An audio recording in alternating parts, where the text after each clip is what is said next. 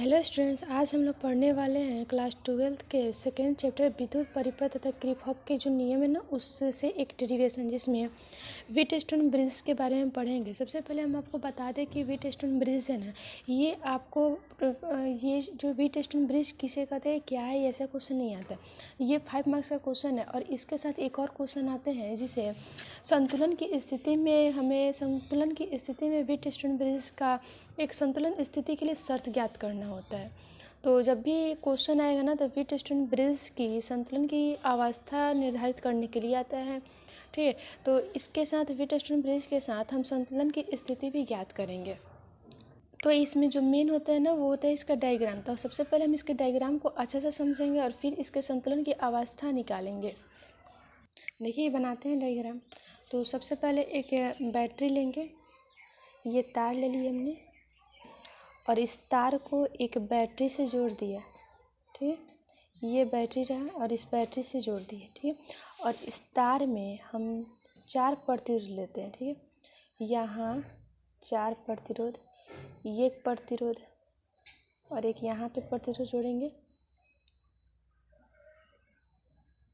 ये प्रतिरोध गया, साथ में एक मेरा यहाँ पे प्रतिरोध, इसमें हम जोड़ेंगे एक गैल्वेनोमीटर।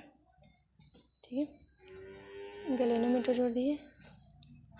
उसके बाद यहाँ से एक संतुलन की अवस्था के लिए यहाँ पे 4 प्रतिरोध लेते हैं और ये वाला जो अंतिम है ना, ये अंतिम, और फिर यहाँ से एक प्रतिरोध लेते हैं, फिर इसमें एक प्रतिरोध लेके जोड़ देते हैं। ये वाला जो तार जाएगा फिर बैटरी से जुड़ा हुआ है। ठीक है, इस प्रतिरोध का जो नाम है ना वो मान लेते हैं हमारा क्या हो जाता है, आर हो जाता है, सॉरी पी क्यू, और इसका नाम आर और एस रख देते हैं। बैटरी से धारा आई निकलती है और धारा आई यहाँ पे एक संधि होता है जहाँ पे ये धारा जो है ना 2 भागों में बढ़ जाती है। तो इधर से जो धारा जाती है ना, इस धारा को मान लेते हैं I1 है और इस साइड जाने वाली धारा को मान लेते हैं हम I2 है।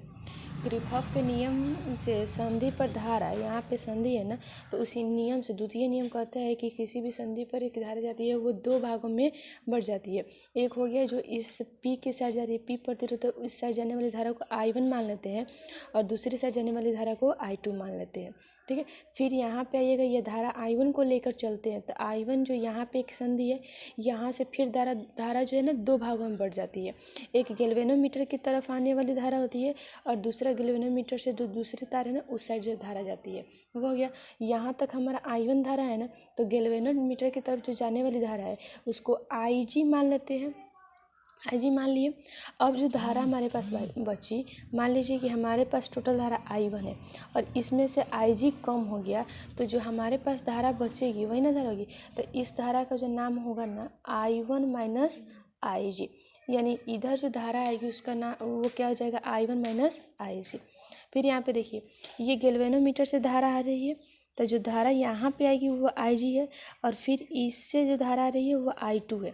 तो यहाँ पे दोनों धारा आ रही है, तो यहाँ पे जो धारा आएगी वो दोनों धाराओं के मिलने से धारा निकलेगी ना, तो इस तरफ से जाने वाली धारा होगी, उस धारा को हम लिख सकते हैं I2 plus IG, I2 plus IG।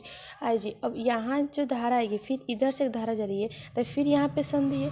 अब बैटरी के तरफ, बैटरी से जो धारा निकली है वही धारा इसमें प्रवाहित होगी, तो इस यहाँ पे भी I धारा का ही निर्माण होगा।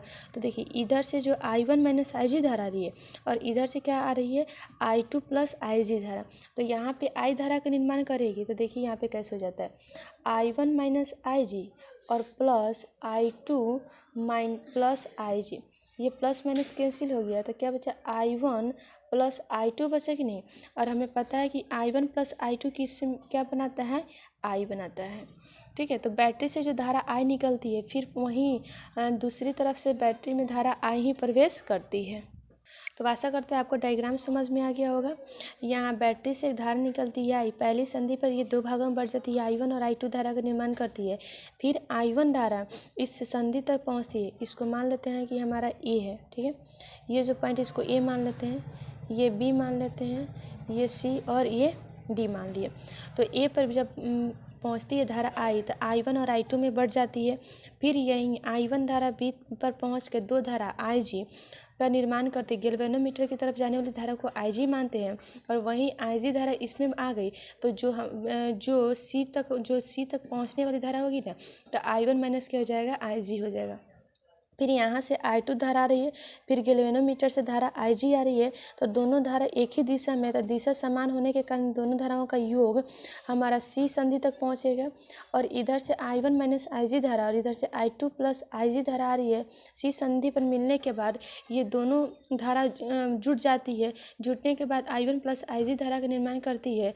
जो I1 जो यहाँ से देखिए, यहाँ पे देखिए ना, I धारा I1 और I2 में बटा था ना, फिर से दोनों धारा मिलके I का निर्माण कर रही है। उसके बाद यहाँ पे हम नियम लगाएंगे किरचॉफ के दूसरे नियम से। किरचॉफ के दूसरे नियम से, किरचॉफ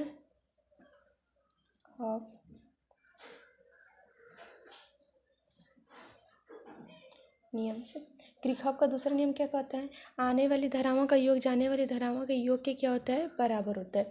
तो अगर हम आने वाली धारा को अगर प्लस मानते हैं तो जाने वाली धारा, जैसे ये धारा आ रही है, ठीक है, माना कि I1 धारा आ रही है, तो इसको अगर प्लस मानते हैं तो इधर से जो धारा जाएगी उसको हम माइनस I1 मानेंगे।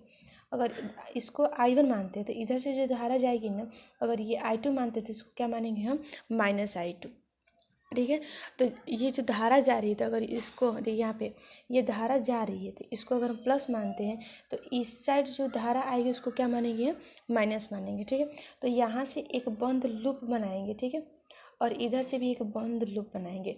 तो यहाँ हमारे पहला बंद लूप हो गया, दूसरा क्या हो गया, दूसरा बंद लूप हो गया।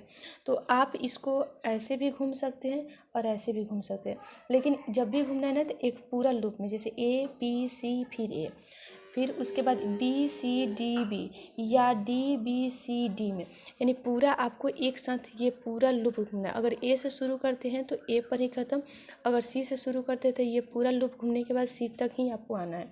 तो सबसे पहले हम एक किरचॉफ के दूसरे नियम से हम पहले लूप पर आते हैं, बंद लूप या बंद जाल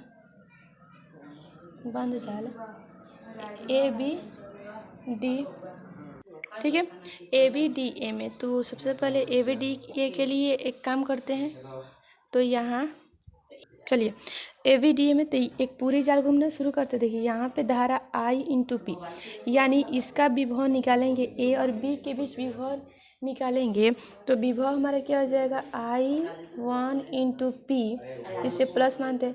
फिर यही दिशा से ये धारा जा रही है, तो इसके साथ जो धारा जाएगी तो हमारा IG हो जाएगा, तो प्लस में क्या आ जाएगा, IG, और किसकी धारा यहाँ पे जो है ना G, तो G इसका प्रतिरोध है। तो गैल्वेनोमीटर का प्रतिरोध भी क्या होता है, G होता है, IG। अब देखिए यहाँ से आ रहे हैं ना, तो ये धारा जा रही है, फिर ये भी जा रही है, तो यहाँ से जब इसमें घूमेंगे तो ये धारा क्या हो रही है, इस धारा में आ रही है, यानी हमको जाना ऐसे था, धारा वापस आ रही है, तो इसको क्या करेंगे, माइनस लिखेंगे।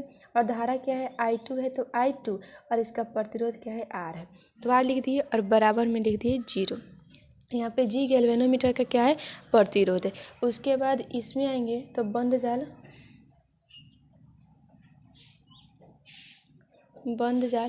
BCDB में, BCDB के लिए। अब इसके लिए जब निकालेंगे तो हमारा जो यहाँ से देखिए,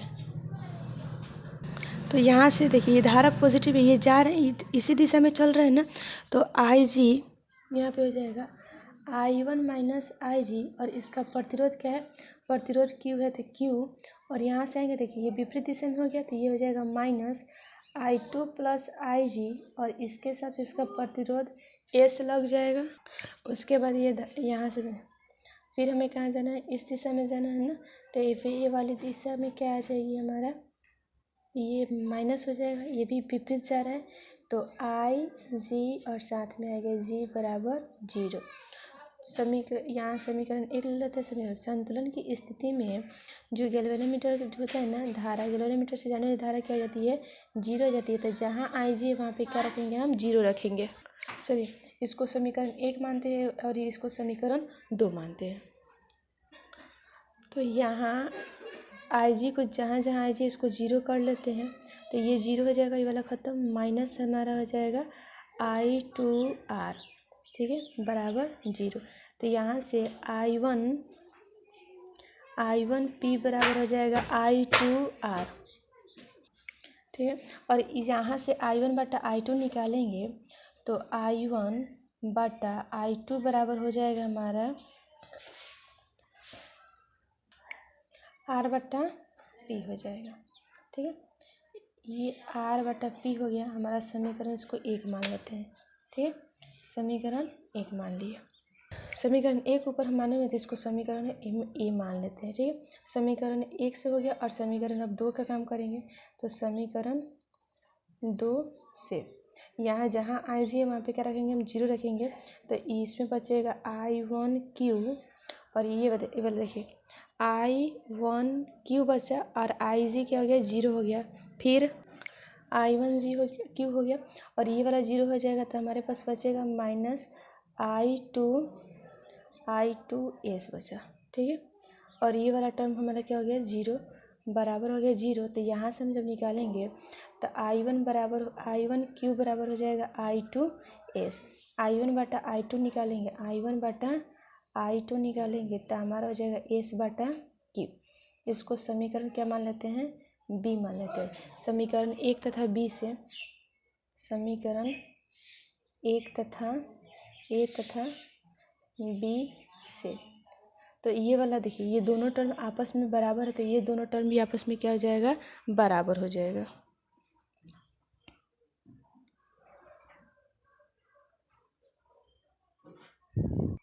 तो यहाँ हमारा हो जाएगा समीकरण 1 तथा 2 से R/P बराबर होगा S/Q के, ठीक है। R/P बराबर होगा S/Q के। अतः यहाँ लिख या P/Q बराबर हो जाएगा R/S के। तो ये हमारा संतुलन की अवस्था निकल गया। लिखेंगे यही संतुलन की अवस्था के लिए आवश्यक शर्त है। देखिए, थैंक यू, मिलते हैं इसके नेक्स्ट वीडियो में।